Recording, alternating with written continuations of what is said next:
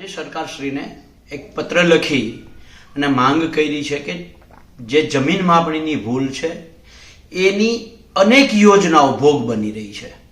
અત્યારે પહેલા તુવેરની અંદર ટેકાના ભાવે 10,000 ખેડૂતોનું સરકારે રજીસ્ટ્રેશન રદ કર્યું. અત્યારે ચણા અને રાયડામાં હજારો ખેડૂતોને મેસેજ આવે છે કે 3 દિવસની અંદર તમારા ગ્રામ સેવક પાસે જઈ અને વાંધા અરજી રજૂ કરવી. હવે કારણ એ છે કે સરકારે સેટેલાઇટ ઇમેજ જે પાકની કાઢી છે એ પાકની ઇમેજ બાજુવાળા ખેડૂતની આવી છે, કારણ કે જમીન માપણીની ભૂલ છે. સરકારે પોતે બનાવેલા નિયમો મુજબ આ ટેકાના ભાવે રજીસ્ટ્રેશન કરવા માટે ફરજિયાત તલાટીકમ મંત્રીએ પાકનો દાખલો આપવાનો હોય છે. આ દાખલાના આધારે જ રજીસ્ટ્રેશન થાય છે.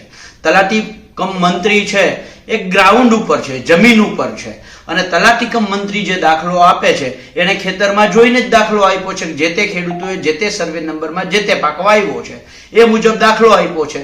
જ્યારે ગાંધીનગર બેઠા બેઠા જે સેટેલાઇટ ઇમેજ આવે છે એ ઇમેજ જે તે ખેડૂતની આવે છે, પણ એમાં એક્સ ખેડૂતના બદલે વાય ખેડૂતનું ખેતર આવે છે, અને વાય ખેડૂતે તો ચણા કે રાયડો વાવ્યો નથી.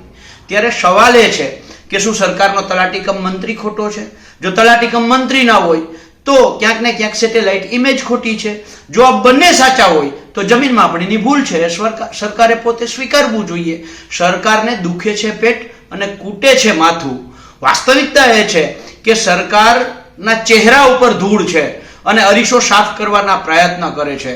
એટલે આજે ફરીથી મુખ્યમંત્રી શ્રીને કાગળ લખીને કહ્યું છે કે આ જમીન માપણીની ભૂલ જ્યાં સુધી છે ત્યાં સુધી સેટેલાઇટ સર્વે ઇમેજ છે કામ કરવાની નથી. અને હારે હારે પ્રશ્ન એ પણ પૂછ્યો છે કે આ સેટેલાઇટ પાક સર્વે જે સિસ્ટમ તમે લઈ આવ્યા છો એ ખેડૂતોનું જ્યારે અતિવૃષ્ટિ અને કમોસમી વરસાદમાં નુકસાન થઈ રહ્યું હતું ત્યારે 50 દિવસ સુધી તમે સર્વેની કામગીરી ચલાવી, ત્યારે આ સેટેલાઇટ પાક સર્વે સિસ્ટમ મુજબ ખેડૂતોને થયેલું પાક નુકસાનનું સર્વે કેમ ના કર્યું? અત્યારે તમને આ સિસ્ટમથી ચણા છે, રાયડો છે કે નથી એ દેખાય છે, તો ત્યારે ખેડૂતના ખેતર ધોવાઈ ગયા હતા એ કેમ નહોતું દેખાતું? એટલે આવા પ્રશ્નો સાથે અને જમીન માપણી સંપૂર્ણપણે રદ કરવામાં આવે એ માંગ સાથે આજે મુખ્યમંત્રી શ્રી અને કૃષિ મંત્રી શ્રીને પત્ર લખ્યો છે.